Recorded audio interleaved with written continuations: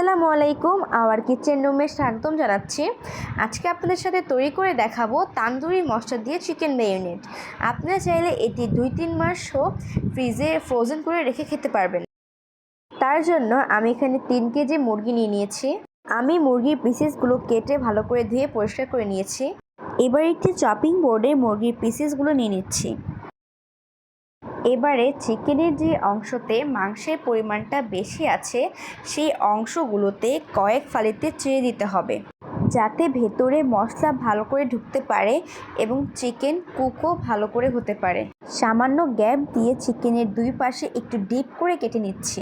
এক করে সব মুরগিগুলো কেটে নেওয়া হয়ে গিয়েছে। এবার এটি ম্যারিনেট করার পালা। এবার একটি মিক্সিং বলে 1 টেবিল চামচ গুঁড়া দুধ, 1 টেবিল চামচ চিনি, বড় 2 ফালি লেবুর রস দিয়ে দিচ্ছি এবং দিচ্ছি সামান্য পানি দিয়ে দুধ, চিনি এবং লেবুর রস ভালো করে মিক্সড করে নিচ্ছি।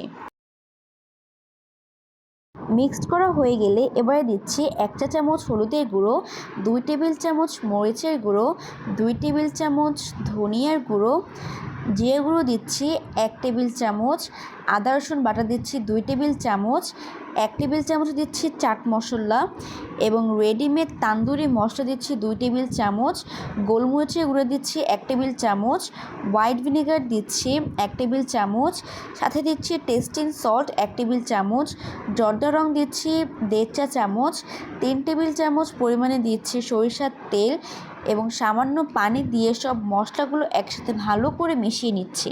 আমার তান্দুরি মশলার মিক্সটা আপনারা শুরু থেকে শেষ পর্যন্ত ফলো করবেন।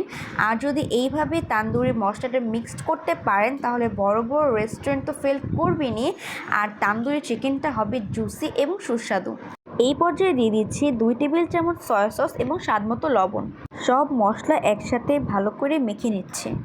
তান্দুরি মশলার মিক্সটা যত ভালো করে হবে তান্দুরিগুলো তত ভালো পারফেক্ট হবে। এক এক করে সব চিকেনের পিসেসগুলো ম্যারিনেট করে নিচ্ছি। মাংসের সাথে মশলাগুলো ভালো করে মিশিয়ে নেবেন যেন কোনো অংশে বাদ না পড়ে। চিড়ে দেওয়া মাংসের ভিতরে মশলাগুলো আঙ্গুল দিয়ে ডলে ডলে মাংসের ভিতরে মশলাগুলো মাখিয়ে নিতে হবে। সেম প্রসেসেই আমি সব মাংসগুলো ম্যারিনেট করে নিয়েছি। সো গাইস, মাই মিটস আর ম্যারিনেটেড। আপনারা চাইলে 2-3 মাসও এই তান্দুরি চিকেন ম্যারিনেটটা ফ্রিজে রেখে ফ্রোজেন করে রাখতে পারবেন।